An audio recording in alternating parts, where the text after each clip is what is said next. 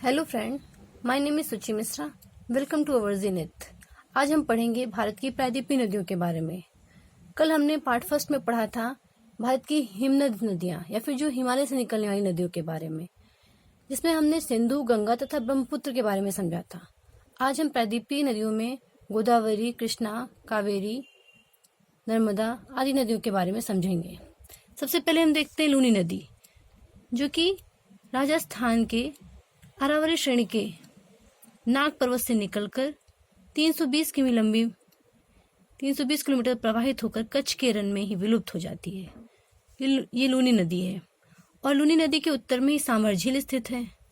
अब देखते हैं साबरमती नदी। साबरमती नदी उदयपुर जिला गुरशिखर पर्वत श्रेणी से निकलकर राजस्थान और गुजरात होते हुए सांभर की खाड़ी में गिर जाती है। उसके बाद आते हैं माही नदी। माही नदी विंध्याचल पर्वत श्रेणी से निकलकर, जो कि मध्य प्रदेश में है, मध्य प्रदेश, गुजरात, राजस्थान होते हुए यह खंभात की खाड़ी में गिरती है।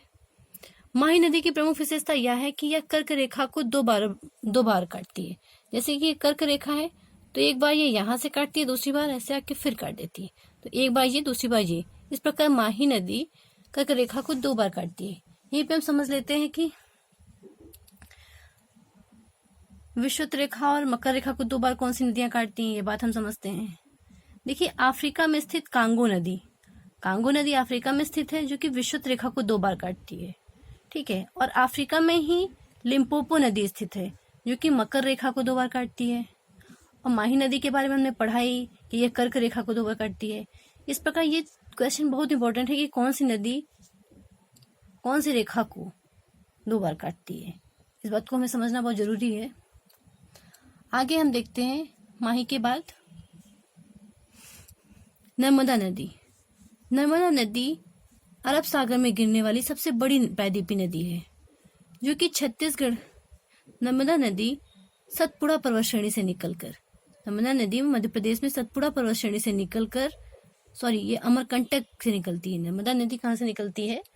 अमरकंटक से निकलती है। नर्मदा नदी अरब सागर में गिरने वाली नदियों में सबसे बड़ी नदी है। यह अमरकंटक चोटी से निकलती है, जो विंध्याचल व सतपुड़ा रेंज से प्रवाहित होते हुए खंभात की खाड़ी में गिरती है। ठीक है। नर्मदा नदी ही एक ऐसी नदी है जो कि एस्चुरी का निर्माण करती है। नर्मदा और ताप्ती दो नदियां हैं जो एस्चुरी का निर्माण करती हैं और भारत की सभी नदियां जो हैं वो डेल्टा का निर्माण करती हैं, लेकिन नर्मदा और ताप्ती एस्चुरी का निर्माण करती हैं। ये क्वेश्चन में पूछा जाता है कि एस्चुरी का निर्माण कौन सी नदियां करती हैं? तो नर्मदा और ताप्ती, ये दोनों नदियां। ठीक है। नर्मदा के नीचे ही ताप्ती नदी है। ठीक है। देखिए, ताप्ती नदी में यहाँ पे हमने नोट किया है, ताप्ती नदी एमपी में बैतूल जिला से निकलकर महाराष्ट्र, गुजरात से होते हुए खंभात की खाड़ी में गिरती है। इसके मुहाने पर सूरत नगर बसा है।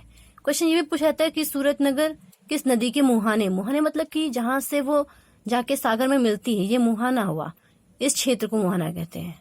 ठीक है। तो सूरत नगर ताप्ती नदी के मुहाने पर स्थित है।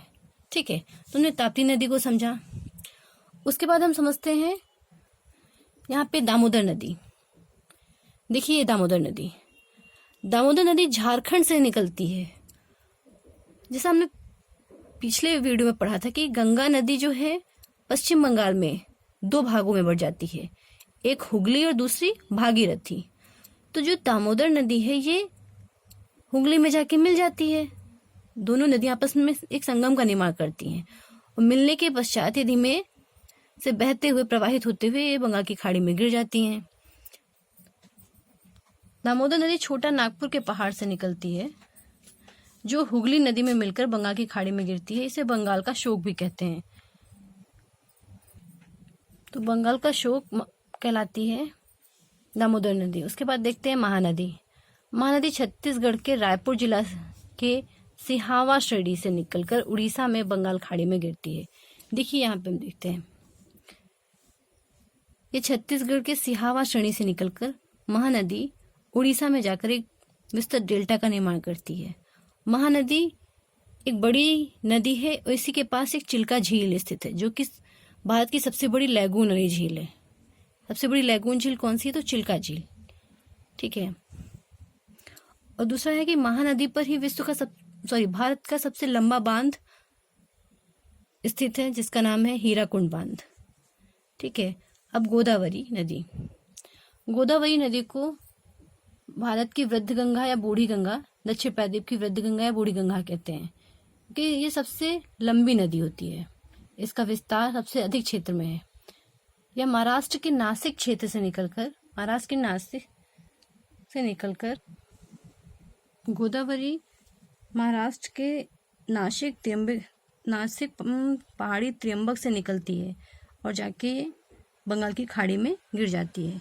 इसी प्रकार कृष्णा नदी जो महाबलेश्वर से निकलती है और बंगाल की खाड़ी में गिरकर डेल्टा का निर्माण करती है।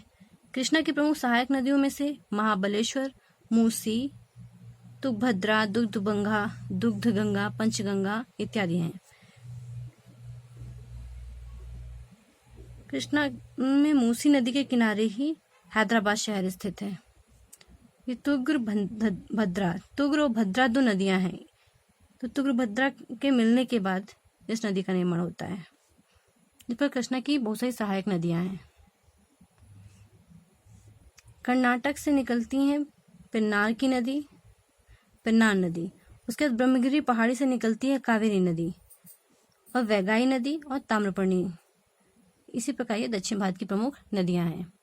यहाँ पर एक गोवा में एक नदी है मांडवी नदी, जो कि इसकी प्रमुख विशेषता यह है कि मांडवी नदी गोवा की राजधानी पणजी के निकट से प्रवाहित होती है। मतलब पणजी के पास से प्रवाहित होने वाली नदी मांडवी नदी है। इस प्रकार हम दक्षिण भारत की प्रमुख नदियों को समझते हैं। Thank you class.